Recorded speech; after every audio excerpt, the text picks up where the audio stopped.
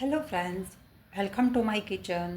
આજે આપણે એટલી મજેદાર લાજવાબ ચટણી બનાવવાના છે જે તમને શાકની જગ્યાએ પણ ખાવાની ખૂબ જ મજા પડશે. જ્યારે પણ શાક બનાવવાની આળસ થાય ત્યારે આ ચટણી બનાવીને તમે રોટલી, પરોઠા, ભાખરી, રોટલા સાથે તમે ખાશો તો ખૂબ જ મજા પડશે.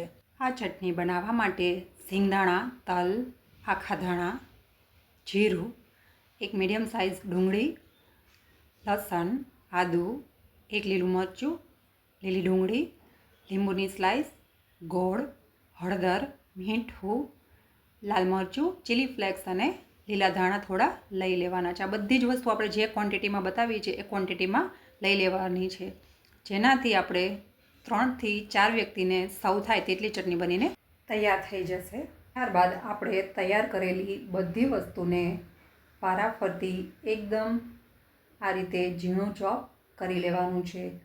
લીલું મરચું, લીલી ડુંગળી, સૂકી ડુંગળી, લસણ, આદું ને લીલા ધાણા એ બધી વસ્તુને આપણે વારાફરતી આ રીતે એકદમ બારીક આપણે ચોપ કરવાનું છે. તમે મિક્સરના નાના બાઉલમાં નાખીને આ રીતે અધકચરું ક્રશ પણ કરી શકો છો. આપણે અહીંયા ચપ્પાની મદદથી બધી વસ્તુને આ રીતે એકદમ ઝીણું ઝીણું સમારી લીધું છે, જેથી કરીને આપણે ચટણી બન્યા પછી ચટણીનો લુક પણ સારો આવે. આ રીતે આપણે લીલી ડુંગળી, સૂકી ડુંગળી, લસણ, આદું, લીલા મરચાં અને લીલા ધાણાને એકદમ બારીક સમારીને તૈયાર કરી લીધા છે.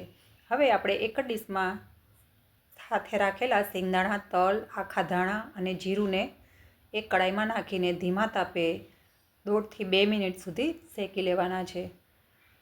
આપણે તેનો કલર નથી બદલવાનો, ખાલી ડ્રાય રોસ્ટ જ કરી લેવાના છે. ત્યાર પછી તેને એક ડીશમાં લઈને 2 મિનિટ ઠંડા થવા દઈ. ઠંડા થાય એટલે આપણે ખલમાં નાખીને આ રીતે અધકચરો ભૂકો આપણે કરી લેવાનો છે. તો તમે જોઈ શકો છો કે આપણા સિંગદાણા ને બધા મસાલાનો એકદમ દરદરો ભૂકો તૈયાર છે. હવે કાચના એક બાઉલમાં સમારેલી ઝીણી ડુંગળી, લીલી ડુંગળી, સમારેલું લસણ, આદું, લીલા મરચાં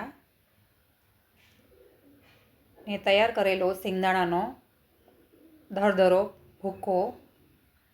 આ દરદરો ભૂકો અંદાજે 3 ચમચી જેટલો તૈયાર થયો છે.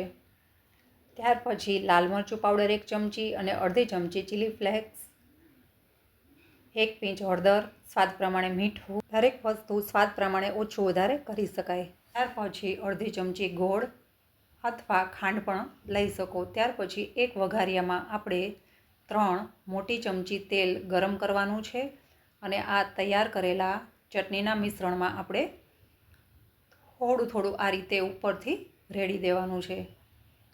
આમ કરવાથી તૈયાર કરેલી બધી જ વસ્તુમાં બધા જ મસાલાનો સ્વાદ ખૂબ જ સરસ બેસી જશે અને ચટણી ખાવામાં ખૂબ જ સરસ લાગશે. હવે બધી જ વસ્તુને આપણે આ રીતે ઉલટસુલટ કરી દેવાની છે, જેથી કરીને તેલ બધા જ તૈયાર કરેલા સામગ્રી સાથે ભળી જાય. ત્યાર પછી ગોળના સ્વાદને બેલેન્સ કરવા માટે આપણે 1 ચમચી જેટલો લીંબુ રસ નાખીને ફરી આપણે પ્રોપર ચટણીને મિક્સ કરી દઈશું. હવે તૈયાર કરેલી ચટણીને આપણે એક સર્વિંગ પ્લેટમાં લઈ લેશું. આ ચટણી તમે એકવાર શાક ના બનાવો તો પણ પરોઠા, રોટલી, ભાખરી, રોટલા, ઇવન ઢોકળા સાથે પણ આ ડુંગળીની ચટણી તડકાવાળી ખૂબ જ સરસ લાગે છે.